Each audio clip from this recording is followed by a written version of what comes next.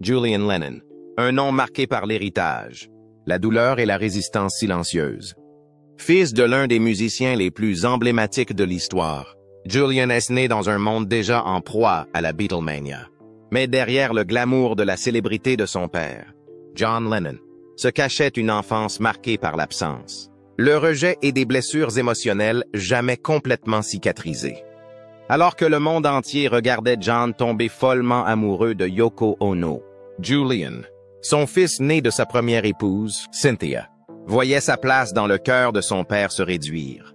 Bien que Julian se soit forgé plus tard une identité de musicien et d'artiste, la douleur d'avoir grandi dans l'ombre de son père ne l'a jamais quitté. Alors, envers qui Julian nourrit-il vraiment du ressentiment? La réponse est complexe, émotionnelle, et liée à des décennies de liens familiaux tendus et de surveillance publique. En dévoilant l'histoire, vous découvrirez un cheminement vers la guérison, l'identité et les fantômes d'un héritage familial brisé. Mais pour comprendre la douleur de Julian, il faut commencer par le commencement. L'amour naissant entre un étudiant en art, rebelle nommé John Lennon et une femme discrète et élégante nommée Cynthia Powell. C'était en 1957, au Liverpool College of Art. Cynthia était déjà fiancée, mais l'audace de John était impossible à ignorer. Lorsqu'elle hésita face à ses avances, il lui répondit sèchement « Je ne t'ai pas demandé en mariage. » Ça? Une phrase qui en disait long sur sa nature fougueuse et imprévisible. Malgré les avertissements, elle céda. En 1962, Cynthia était enceinte et ils se marièrent dans un tourbillon. Mais la suite ne fut pas un conte de fées. Ce fut une véritable tempête. John peinait à contrôler ses émotions et dirigeait souvent son trouble vers l'intérieur et l'extérieur. Dans une interview d'une franchise brutale accordée à Playboy en 1981, John avoua « J'étais cruel envers ma femme. Et physiquement, n'importe quelle femme, j'étais un frappeur. » Ces mots résonnent encore dans le cœur de Julian. Car derrière la musique, le militantisme et les signes de paix se cachaient d'un garçon qui souhaitait simplement que son père le choisisse, pour une fois. Cette prise de conscience ne lui est venue qu'en grandissant et après sa rencontre avec Yoko Ono. Une relation qui, selon lui, l'a poussé à remettre en question sa vision des femmes. Pourtant, durant ses premiers moments avec Cynthia, la jalousie de John s'est souvent transformée en agressivité, créant tension et peur dans leur couple. Au plus fort de la Beatlemania, on a conseillé à John et Cynthia de garder leur mariage secret. Les managers des Beatles craignaient que cela ne nuise à son image et ne s'aliène les fans. Alors que la célébrité de John explosait, Cynthia était souvent laissée dans l'ombre. L'évolution des Beatles a accompagné celle de John. À cette époque, il a découvert le LSD, une drogue qui, selon Cynthia, l'a profondément transformé. Elle le sentait devenir plus distant, perdu dans un autre monde. Pour couronner le tout, John avait commencé à fréquenter Yoko Ono, une artiste d'avant-garde rencontrée en 1966 dans une galerie d'art londonienne. Cette rencontre allait marquer un tournant dans sa vie et un coup dur pour Cynthia. Le coup de grâce, Yoko en peignoir. En 1968, les soupçons de Cynthia s'intensifièrent, Yoko commençant à les appeler et à leur rendre visite fréquemment. Lorsqu'elle confronta John, il balaya l'affaire du revers de la main, affirmant que Yoko cherchait simplement à récolter des fonds pour ses taureaux d'avant-garde.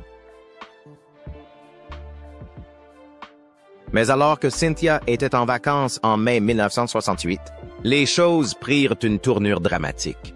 John invita Yoko chez lui et tous deux passèrent la nuit à enregistrer son album Two Virgins, devenu tristement célèbre pour sa photo de couverture explicite de John et Yoko ensemble.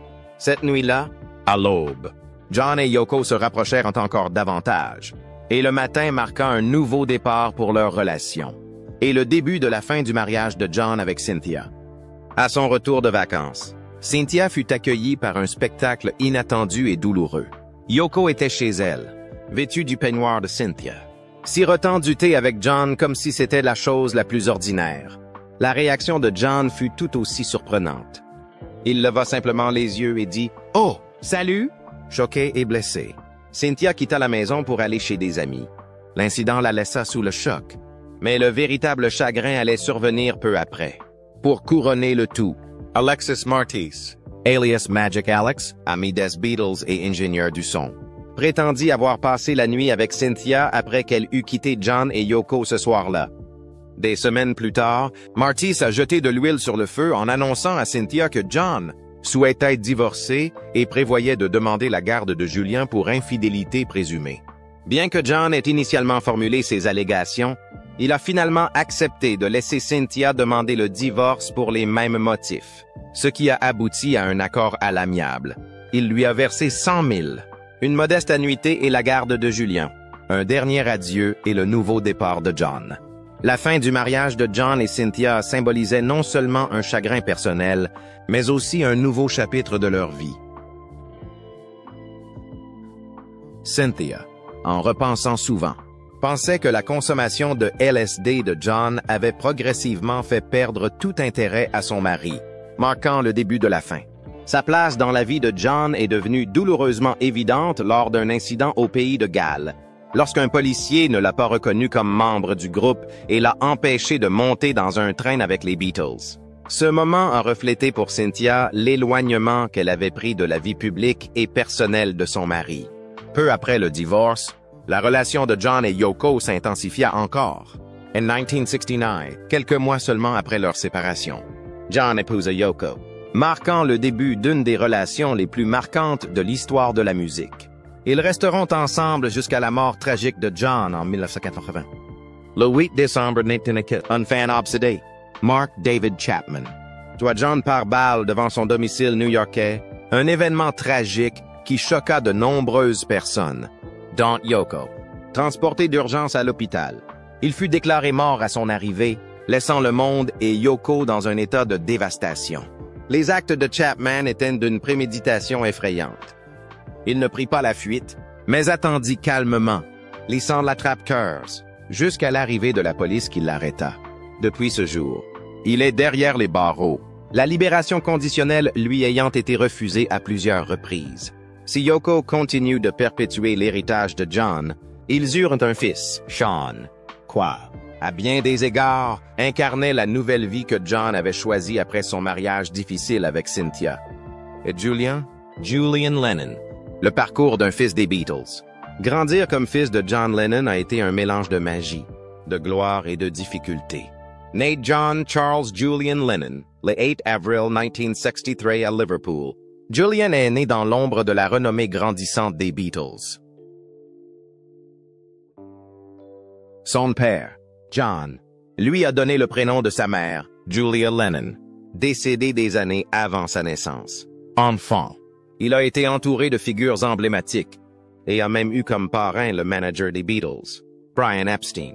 Mais aussi passionnant que cela puisse paraître, l'enfance de Julian n'a pas été aussi facile qu'il y paraissait. Julian était encore jeune lorsqu'il a assisté à la rupture du mariage de ses parents, sa mère Cynthia ayant porté le poids de l'ascension de John vers la gloire. Julian a inspiré l'une des chansons les plus célèbres de son père, Lucy in the Sky with Diamonds, d'après une aquarelle que Julian avait réalisée représentant son amie Lucy O'Donnell entourée d'étoiles.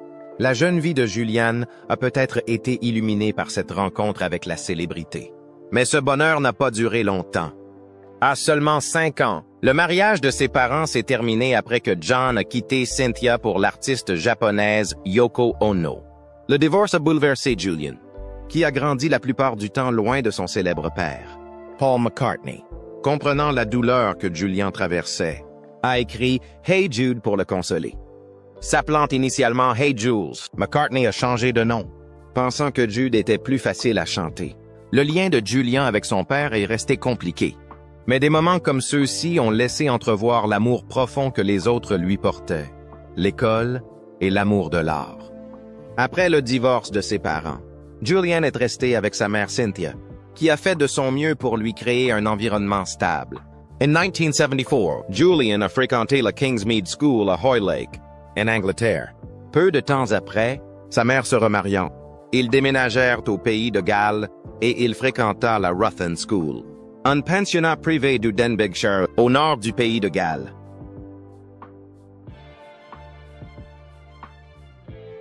Grandissant loin de l'influence immédiate de son père, Julian se découvrit ses propres centres d'intérêt et passions, développant un sens aigu de la créativité et un amour pour la musique et l'art. Malgré la distance géographique et émotionnelle qui les séparait, le père de Julian continua de marquer sa vie, inspirant des chansons et encourageant Julian dans ses intérêts à distance. L'amour de Julian pour la musique était indéniable et, au début des années 1960, lors d'une rare visite, May Pang, la petite amie de son père à l'époque, les encouragea à se revoir. John et Julian passèrent du temps ensemble. John lui offrit une guitare Gibson Les Paul et une boîte à rythme un Noël, ce qui attisa encore davantage la passion de Julian pour la musique. John lui apprit quelques accords, un cadeau qui allait laisser un impact durable. Bien que ces moments fussent sporadiques, ils jouèrent un rôle important dans la formation des premières influences musicales de Julian. Plus tard, Julian trouvera du réconfort dans la connexion qu'il partageait avec son père à travers la musique, même si leur relation fut parsemée d'embûches. Une carrière musicale naissante. Julian fait ses premiers pas dans le monde de la musique à seulement 11 ans, lorsqu'il apparaît sur l'album de son père, Walls and Bridges. Il joue de la batterie sur le morceau Ya et plaisante plus tard en disant que s'il avait su que ce morceau figurerait sur l'album, il aurait mieux joué. Cité dans les notes de l'album comme batteur vedette. Ces petits rôles de Julian ouvrent la voie à ce qui deviendra plus tard sa propre carrière musicale. En grandissant, Julian est influencé non seulement par les Beatles, mais aussi par des artistes comme David Bowie, Steely Dan et AC/DC, qui façonnent son style unique. En 1984, Julian sort son premier album, Volette, qui connaît un succès immédiat, produit par Phil Ramone. Il comprend des tubes comme Too Late for Goodbyes et lui vaut une nomination aux Grammy Awards dans la catégorie Meilleur Nouvel Artiste. Le succès de l'album fut doux amer, car le talent de Julian était souvent comparé à l'héritage de son père, ce qui compliqua la construction de sa propre identité. Paul McCartney envoya un télégramme à Julian pour lui souhaiter bonne chance, témoignant du soutien que certains amis de son père lui portaient. Cependant, l'album suivant de Julian, The Secret Value of Daydreaming 1986, ne reçut pas d'aussi bons accueils. Malgré des critiques mitigées, il atteignit la 32e place du Billboard 200, et le single Stick Around devint son premier numéro 1 au classement américain des albums Rock Tracks. En 1987, Julian continua d'explorer différentes voies, jouant les rôles du boulanger dans la comédie musicale The Hunting of the Snark au Royal Albert Hall de Londres. Plus tard la même année, il se produisit même avec Chuck Berry, prouvant que sa passion pour la musique allait au-delà de l'influence de son père. La carrière de Julian connut des hauts et des bas, certains singles comme Now You're in Heaven rencontrant le succès en Australie. Il a continué à produire de la musique, collaborant même avec George Harrison pour son album Help Yourself de 1991, qui comprenait le tube Saltwater. À cette époque, Julian a également contribué à une reprise de Ruby Tuesday pour la bande originale de The Coup de cœur, confirmant ainsi sa polyvalence musicale, son orientation vers l'art, la philanthropie et un retour à la musique. Dans les années 1940, Julian s'est éloigné de la scène musicale, attiré par la philanthropie et l'art après sa rencontre avec le peuple Mirning d'Australie.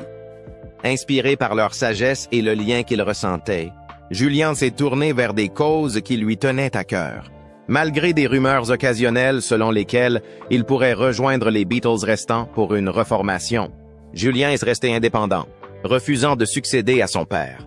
Même lors de la sortie de la série Beatles Anthology en 1995, les membres survivants ont clairement indiqué qu'ils n'avaient pas l'intention d'impliquer Julian dans une reformation. Paul McCartney expliquant « Pourquoi voudrions-nous le soumettre à tout cela ?» À ces propos, en 1998, Julian a sorti Photograph Smile, qui marquait un retour réfléchi à la musique, publié sur son propre label. L'album a reçu des critiques positives, le critique musical Stephen Thomas Erlewine le louant pour sa qualité et sa mélodie. Il a ajouté que c'était le genre de musique qui aurait été davantage saluée si elle n'avait pas été composée par le fils d'un Beatle.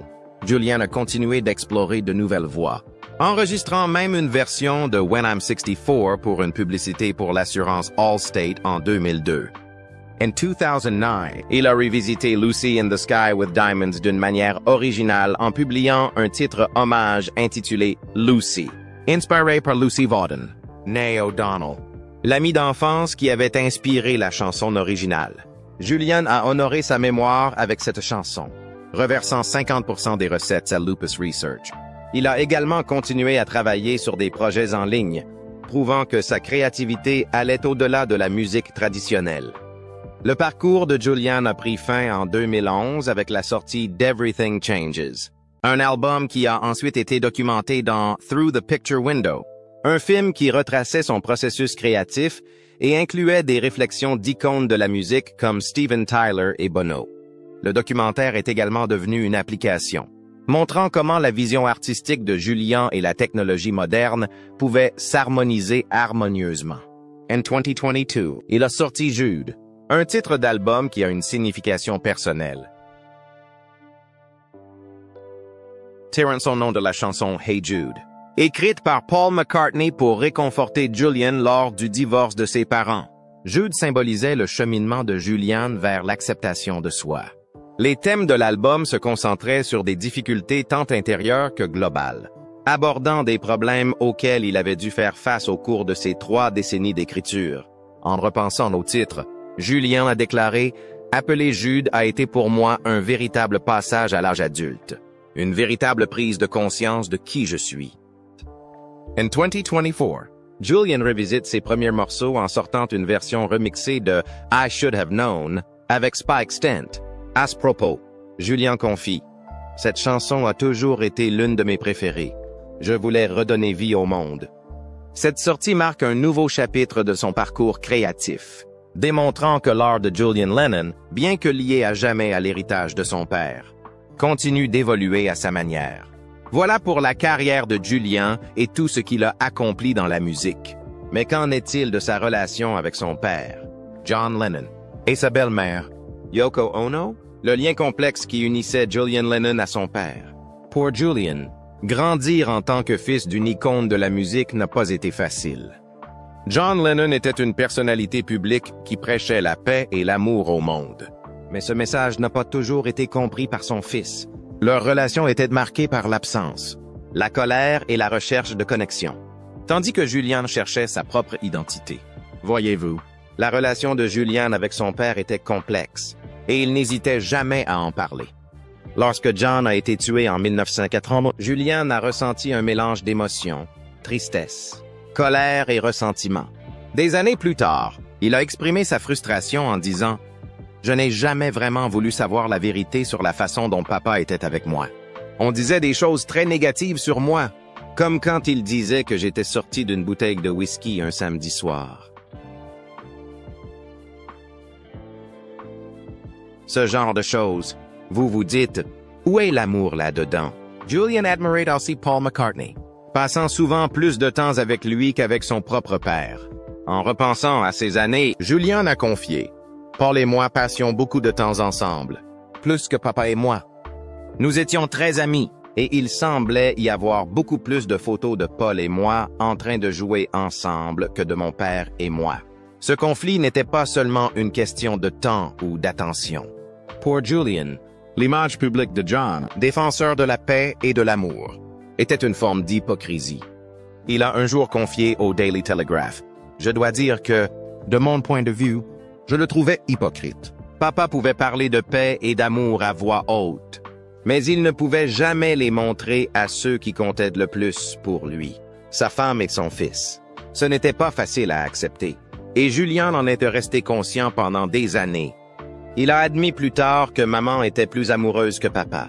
Il chantait, il en parlait, mais il ne le donnait jamais vraiment, du moins pas à moi, son fils. Julian reconnaissait aussi ce côté sombre en lui, expliquant que ce côté sombre venait sans aucun doute de papa. Quand je deviens trop agressif, ce qui vient du côté de papa, j'essaie de me calmer, d'être plus positif. Si John a été largement absent de la vie de Julian après son divorce avec Cynthia, il y a eu de brefs moments de reconnexion. Au milieu des années 1960, May Pang, la petite amie de John à l'époque, l'encouragea à passer plus de temps avec Julian. Ces années marquèrent une période rare où père et fils se liaient vraiment. Julian se souvenait, « Papa et moi nous entendions beaucoup mieux à cette époque.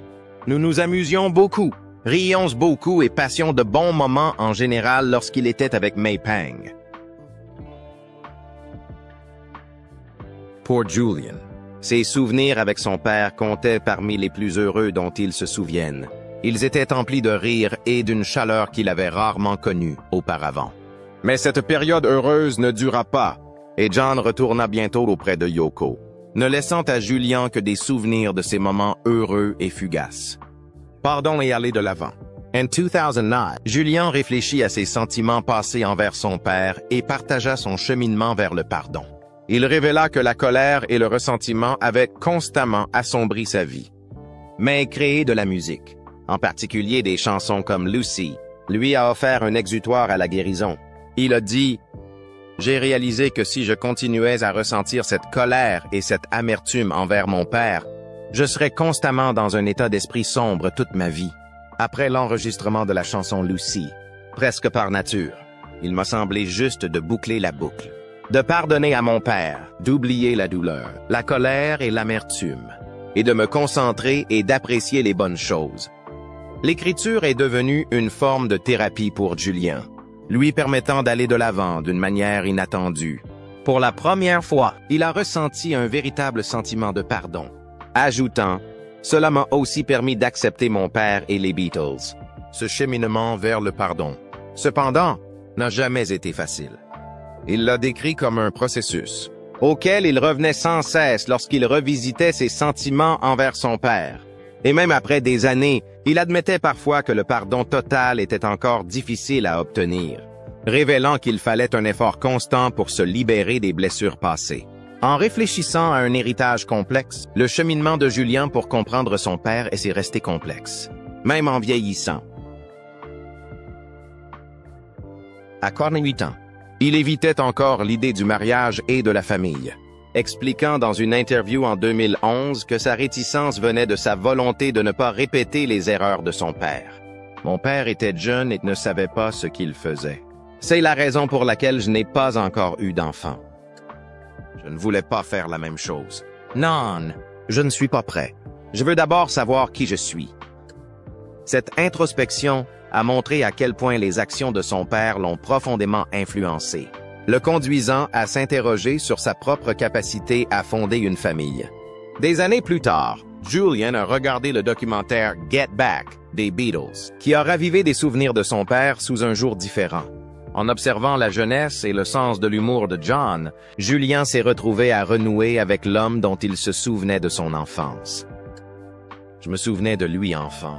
Drôle, sarcastique, charmant, disait-il. Je suis retombé amoureux de lui, car c'était l'homme dont je me souvenais avant que tout ne dérape. La relation de Julian avec Paul McCartney et la chanson emblématique Hey Jude ont également été un rappel constant de l'héritage de son père. Bien que Hey Jude ait été écrite par McCartney pour le consoler après le divorce de ses parents, Julian a admis éprouver une relation amour-haine avec cette chanson. Il a confié l'avoir probablement entendue plus souvent que la plupart des gens et n'apprécient, pas particulièrement que ses amis lui envoient des vidéos d'enfants jouant et chantant Hey Jude. La chanson, bien que significative, portait aussi le poids de ses premières années difficiles. Malgré cela, il continue de chérir le sentiment qu'elle dégage et son lien avec la gentillesse de McCartney pendant une période difficile. Julian a un jour confié qu'il envisageait d'écrire des mémoires sur sa vie et qu'il pourrait explorer en détail ses émotions profondes et non résolues. Avec une enfance marquée par un père célèbre qui a souvent eu du mal à lui témoigner de l'amour, l'histoire de Julian reste complexe. En 2020, il a confié à The Observer « Je m'efforce de pardonner et de comprendre ce domaine de ma vie. Pour les moments difficiles qu'il nous a fait traverser, ma mère et moi, mais notre relation s'améliorait avant sa mort. Il était plus heureux. Il voulait renouer avec moi, mais aussi avec le reste de sa famille. Il n'en a jamais eu l'occasion. Même aujourd'hui, près de 40 ans après sa mort, je gardais précieusement le souvenir de mon père. » Pour Julian Lennon, accepter l'héritage de son père a été un parcours rempli d'amour, de douleur et de désir de tourner la page. Aujourd'hui encore, l'impact de la vie et des choix de John Lennon perdure, façonnant le parcours de Julian, qui continue d'honorer et de se réconcilier avec la mémoire de son père. Mais le cheminement de Julian avec l'héritage de son père ne s'est pas limité au seul souvenir de John. Une autre relation importante dans sa vie a apporté son lot de défis. Sa relation avec sa belle-mère, Yoko Ono. Julian Lennon et Yoko Ono. Une relation marquée par l'héritage et la perte. En septembre 2010, Julian Lennon se retrouva à une réunion de famille unique, le vernissage de son exposition. Timeless. Les photographies de Julian Lennon. Ce soir-là, il était entouré de personnes qui avaient chacune joué un rôle important dans la vie de son père. Il y avait sa mère, Cynthia Lennon, son demi-frère, Sean, sa belle-mère, Yoko Ono, et même May Pang, la femme avec qui John avait été brièvement en couple. Pour la première fois, ces 5 personnes, toutes profondément liées à John Lennon, se retrouvaient dans la même pièce. Étonnamment, ces retrouvailles n'étaient pas empreintes de tension, mais de sourires, de rires et même de quelques embrassades. Lors de l'événement, Julian a expliqué comment la photographie était devenue son échappatoire personnel, un espace créatif où il se sentait libéré du poids de l'ombre de son père. Mon père n'était pas vraiment photographe, a-t-il confié à Rolling Stone, ajoutant que cela lui permettait de respirer un peu plus. C'était un monde nouveau, un monde où l'on n'attendait pas de suivre les traces de John Lennon. Cette réunion a marqué un tournant, un moment où les rancunes passées ont semblé s'apaiser, du moins pour la soirée. La relation de Julian Lennon avec son père, John, était marquée par la douleur et la distance, et parfois même par la cruauté. Enfant, Julian a entendu son père faire une comparaison amère entre lui et son demi-frère, Sean. John lui aurait dit « Sean était le fruit de l'amour. Tout était le produit d'une bouteille de whisky. » Cette remarque cinglante, partagée par Julian des années plus tard, révélait la douleur qu'il ressentait à se sentir moins valorisé que son jeune frère. S'il est vrai que Yoko Ono n'était pas à l'origine des paroles désobligeantes de John, elle rappelait la séparation familiale. C'était la femme que John avait choisie plutôt que Cynthia, la mère de Julian. Plus tard, Julian se décrivit comme un fils amer, pleinement conscient que son lien avec sa mère avait pu compliquer sa relation avec Yoko. Yoko, pour sa part, expliqua un jour se fausser en disant « Bien sûr, s'il est trop amical avec moi, je pense que cela blesse ses autres proches. » Pourtant, beaucoup pensent que Yoko aurait pu faire davantage pour encourager John à jouer un rôle plus important dans la vie de Julian. Et Julian, avec cette blessure persistante, n'a jamais trouvé le chemin facile vers une relation plus proche avec Yoko. Malgré ces tensions, John avait un jour exprimé son désir d'améliorer sa relation avec Julian, comme il l'a confié dans une interview à All We Are Saying. Pourtant, la vie de John fut écourtée en 1980 et toute chance de renouer avec leur père fut anéantie. Pour Julian, cette perte fut teintée de regrets, car il n'eut jamais l'occasion de se réconcilier pleinement avec son père. Argent est tourné la page. Après la mort de John Lennon, sa succession révéla une autre dimension de la dynamique familiale complexe. Son testament laissa tout. Une succession d'une valeur d'environ 220 millions de livres sterling à Yoko Ono. Julian ne reçut rien directement, et cette décision ne fit qu'accentuer le désaccord entre Yoko et lui. Au fil des ans, la succession engrangea des millions de dollars en royalties, que Yoko contrôlait. Blessé et exclu, Julian a intenté une action en justice. Après 16 ans de bataille juridique, il a finalement obtenu un accord à l'amiable au milieu des années 1990, estimé à environ 20 millions de livres. Cependant, cet accord n'a pas immédiatement guéri ses vieilles blessures. Julian a passé des années à gérer son ressentiment, notamment à l'égard de Yoko. La bataille juridique, cependant, n'était pas seulement une question d'argent. Il s'agissait pour Julian de se défendre et d'obtenir la reconnaissance qu'il estimait n'avoir jamais reçue du vivant de son père. Son chemin vers la paix s'est fait progressivement, souvent encouragé par son amour pour son demi-frère Sean.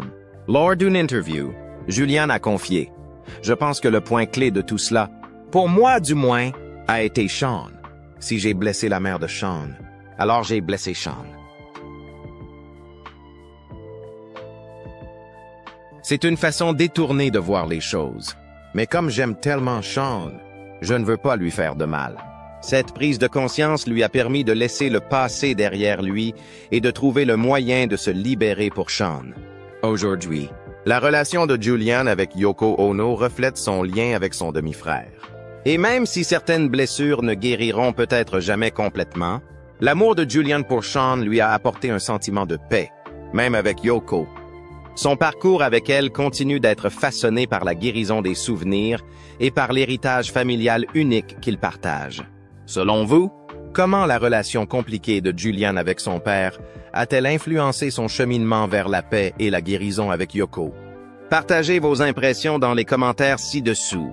Et n'oubliez pas d'aimer, de vous abonner et d'activer la cloche de notification pour découvrir d'autres histoires fascinantes.